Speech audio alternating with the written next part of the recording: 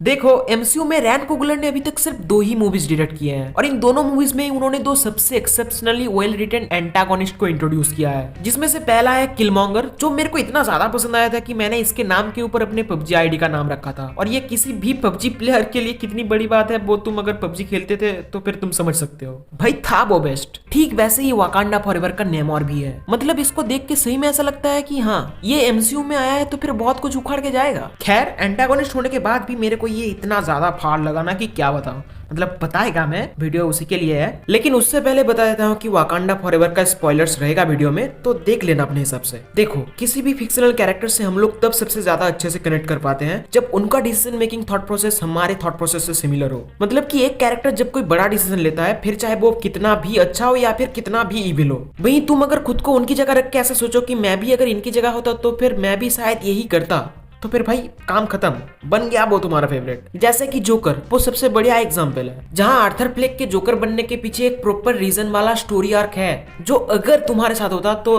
तुम भी शायद जोकर ही बन जाते रियल लाइफ का। याद है ना, all it takes is one bad day, just one bad day. ठीक वैसे ही किलमॉन्गर भी था और एमसीयू में नेमोर को भी ठीक इसी बात के ऊपर इंट्रोड्यूस किया गया है। हाँ भले ही इसका कॉमिक ओरिजिन मूवी में काफी ज्यादा चेंज कर दिया गया है, लेकिन एमसीयू के कंटिन्यूटी के हिसाब से ये एक काफी अच्छा डिसीजन था, जहां नेमोर के हिस्ट्री को अपने real life incident Spanish coloniser से काइंड ऑफ जोड़ा गया है। मेरे को इस हिस्ट्री के बारे में उतना ज्यादा कुछ तो नहीं पता, लेकिन तुम अगर इसके बारे में जानना चाहते हो तो फिर तुम उसको गूगल कर सकते हो, बस स्पेनिश कॉलोनाइजर लिख देना, मिल जाएगा सब कुछ तुमको। लेकिन मूवी में जितना दिखाया गया है उस हिसाब से नेमोर के एंसेस्टर्स इंक्लूडिंग हिज मदर, जो उस समय नेमोर के साथ प्रेग्नेंट थी, यानी कि टैलोकेंस के पूर्वज, वो सब बहुत पहले ग्राउंड में रहा करते थे। लेकिन वहां का एनवायरनमेंट बहुत ज्यादा पॉल्यूटेड हो जाने की वजह से वो जगह रहने लायक नहीं रह गया था। तो वो सब अपने गॉड से प्रे करके उनसे मदद मांगी खुद को इस पॉल्यूटेड एनवायरनमेंट से बचाने के लिए। और उनके गॉड ने उनके प्रेयर सुन के वाकांडा के गॉडेस बास्ट की तरह टैलोकेंस के पूर्वजों को एक ग्लोइंग फ्लावर की तरफ लीड किया, जो भी वाइब्रेनियम की वजह से ही बना था। और in case you guys are wondering कि इनका वाइब्रेनियम कहां से आया, तो इनका वाइब्रेनियम उसी वाइब्रेनियम मीटियोर का एक टुकड़ा है जो बहुत पहले वाकांडा में आके गिरा था। और इसी वाइब्रेनियम की वजह से जो ग्लोइंग फ्लावर्स बने थे उसी को खाके टैलोकेंस के पूर्वज पानी में सांस लेने लायक बने और अपने आप को ग्राउंड के पॉल्यूशन से बचा पाए, और उसके बाद वो सब ओशियन में ही रहे। लेकिन क्योंकि उस समय नेमोर अपने माँ के पेट में था और उसके कंसीविंग के समय नेमोर की माँ एक ह्यूमन थी, तो नेचुरली जब नेमोर का माँ उस ग्लोइंग फ्लावर को खाती है अपने आप को सेव करने के लिए, तब नेमोर इस फ्लावर के रेडिएशन में आके बनता है हाफ ह्यूमन और हाफ टैलोकेन। और क्योंकि नेमोर का जन्म 450 साल से भी पहले हुआ था, तो उस हिसाब से ये एमसीयू में नेचुरली जन्म लेने वाला फर्स्ट म्यूटेंट भी हुआ, जस्ट लाइक दी कॉमिक्स। अब कॉमिक्स की बात कर ही रहा हूं तो बता दो कि मैंने नेमोर का कॉमिक ओरिजिन पूरा पढ़ के रखा है, जो नो डाउट काफी अच्छा था।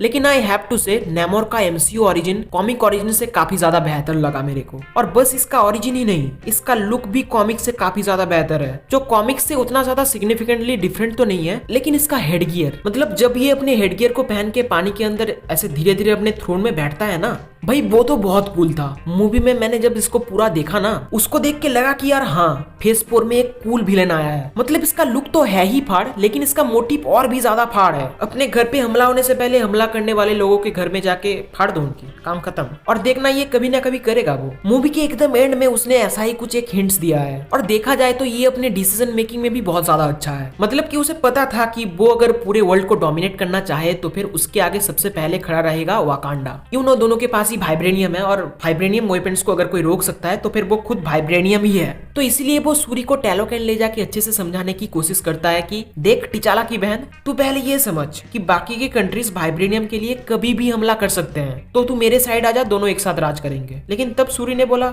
ना, तू पागल है क्या? देखना बाद में नेमोर कितना सही था। वाइब्रेनियम के लिए कितने बड़े बड़े कांड और भी होंगे, देखना बाद में। हाँ मानता हूँ कि नेमोर का मेथड्स काफी विलेनियस टाइप का है, लेकिन किंग अगर हर वक्त नोबेल ही रहा तो फिर वो अच्छा नहीं होता। तुमने अगर हाउस ऑफ द ड्रैगन देखा है तो फिर तुम समझ पाओगे कि मैं क्या बोलना चाह रहा हूँ। यार किंग को अपने कंट्री को प्रोटेक्ट करने के लिए कभी कभी हार्ड डिसीजन लेना पड़ता है, फिर चाहे वो उसके लिए लोगों के बीच विलेन ही क्यों ना बन जाए। और यही तो नेमोर के कैरेक्टर का मेन पर्पस है। वो कोई हीरो नहीं है, वो अपने लोगों को बचाने के लिए थैनोस के साथ हाथ भी मिला सकता है, और अगर टाइम आया तो फिर एवेंजर्स से मिलकर थैनोस की पुंगी भी बजा सकता है। उसका बाकियों से कोई लेना देना है ही नहीं, वो अपने मर्जी का मालिक है। लेकिन मूवी के एंड में सूरी के साथ नेमोर के फाइट में जैसे उसको हारते हुए दिखाया गया, वो मेरे लिए तो बहुत ज्यादा फ्रस्ट्रेटिंग था। मैं दिल से चाह रहा था कि नेमोर ही जीते इस फाइट को, लेकिन हुआ नहीं वो। वैसे एक और रीजन है जो सुनकर तुम बोलोगे कि यार हाँ है कुछ ये, वो जानने के लिए तुम लेफ्ट कॉर्नर वाली वीडियो देख सकते हो। मेरे को ही करना पड़ता है यार खुद का सेल्फ प्रमोशन, और कौन ही करेगा, लेकिन तुम चाहो तो बहुत कुछ कर सकते हो। तो एक लाइक कर देना और कमेंट करके बताना वीडियो कैसा था, और चैनल में अगर नए हो तो सब्सक्राइब कर देना और अपने दोस्तों से इस वीडियो को शेयर जरूर करना। बाकी मिलता हूँ नेक्स्ट वीडियो में, तब तक के लिए